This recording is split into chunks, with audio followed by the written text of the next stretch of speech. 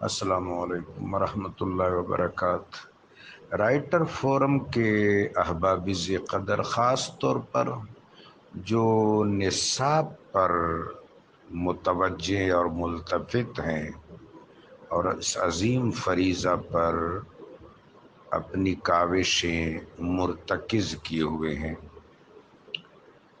ابھی میں نصابی کتابوں کو دیکھ رہا تھا۔ 11ویں 12ویں سطح پر تاریخ اور اسلامک سٹڈیز کی جو کتابیں ہمارے ہاں پڑھائی جاتی ہیں، مثلا مختلف بورڈز میں، غار حرا کا جو تصور ان کتابوں میں دیا گیا، غار حرا کا وہ تصور نہیں ہے۔ یہ کوئی 7-8 کتابیں میں نے اسلامک سٹڈیز اور تاریخ کی پڑھی، جو داخل نصاب ہیں، بعض تو کمپلسری ہیں، بعض الیکٹیو ہیں۔ تو جن جن لوگوں نے یہ کتابیں لکھی ہیں، ظاہر ہے وہ علماء ہیں، اساتذہ ہیں، لیکن ذرا اس کو دیکھیں۔ میں اساتین کتب کی روشنی میں، اساتین کتب جو مشاہیر اسلام نے، موثوق اور موقر مورخین، آثار نگار، محدثین اور معبرین نے لکھی ہیں، چند ایک باتیں آپ کی حضور عرض کرتا ہوں۔ سیدنا ابراہیم علیہ السلام کی ذریت میں عدل قائم رہا، عدل کبھی منقطع نہیں ہوا، اس چیز کو مد نظر رکھیں۔ آپ میں سے 2-3 حفاظ اکرام بھی ہیں۔ سیدنا خلیل الرحمن علیہ السلام کو جب اللہ نے امام الناس کا منصب جلیلہ عطا فرمایا تو آپ نے فرمایا قال ومن ذریتی، اے اللہ یہ جو امامت کا منصب ہے، حنفیت کا، حنفا اللہ کو ایک ماننے والے، یکتا پرست، توحید افروز، توحید شناس، توحید میں مگن، یہ جو سلسلہ ہے یہ میری ذریت میں باقی رہے گا۔ حق کی رہنمائی اور حق کی پیروی، یہ سلسلہ میری اولاد میں باقی رہنا چاہیے میرے اللہ۔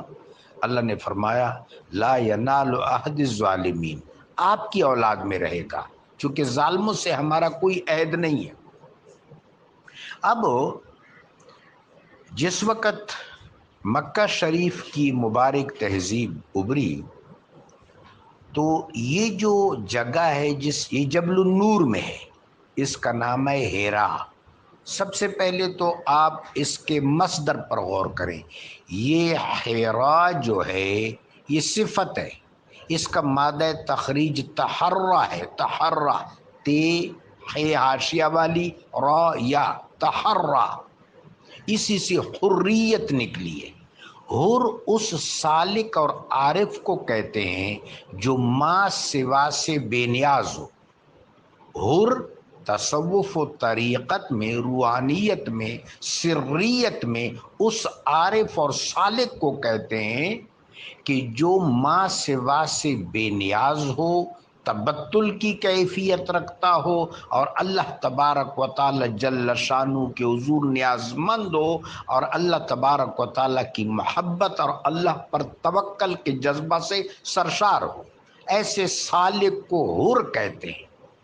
تو اب یہ جو احرار ہیں، جو سیدنا خلیل الرحمن کی اولاد میں چلے آ رہے ہیں، حضرت عدنان بھی اس جگہ پر مراقبہ کرتے تھے، حضرت قصی بن کلاب بھی اس جگہ پر مراقبہ کرتے تھے، حضرت عبد مناف بھی کرتے تھے، حضرت ہاشم بھی کرتے تھے، سیدنا حضرت عبد المطلب بھی کرتے تھے۔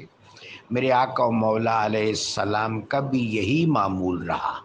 یہ تمام ہستیاں جن کو قرآن نے عالین، صادقین، ساجدین، مقربین اور حنفاء کہا ہے، وہ یہاں مراقبہ کرتے تھے اور مشاہدہ حق پاتے تھے، پھر لوگوں کی رہنمائی کرتے تھے۔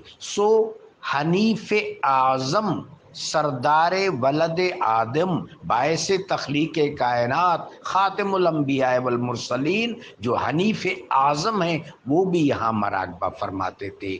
اس نسبت سے اس جگہ کا نام غار حرا پڑا۔ غار کا لفظ تو ہمارے ہاں مستعمل ہے حرا، مقام حرا فی جبل نور، تو اس کی اصل تقویم یہ ہے۔ تو انشاءاللہ جب ہم یہ نصابی کوشش کریں گے تو ان تمام چیزوں کو اپنے اصل مواجہات میں لانے کی کوشش کریں گے۔ جزاکم اللہ۔